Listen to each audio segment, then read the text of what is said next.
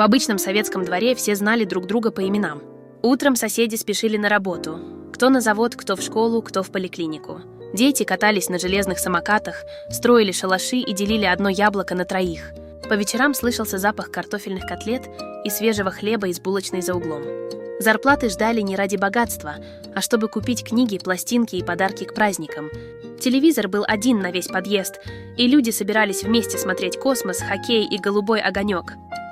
Жизнь была непростой, но в ней было много простых радостей. Дружба, общие дворы и уверенность, что завтра все снова встретится у тех же качелей.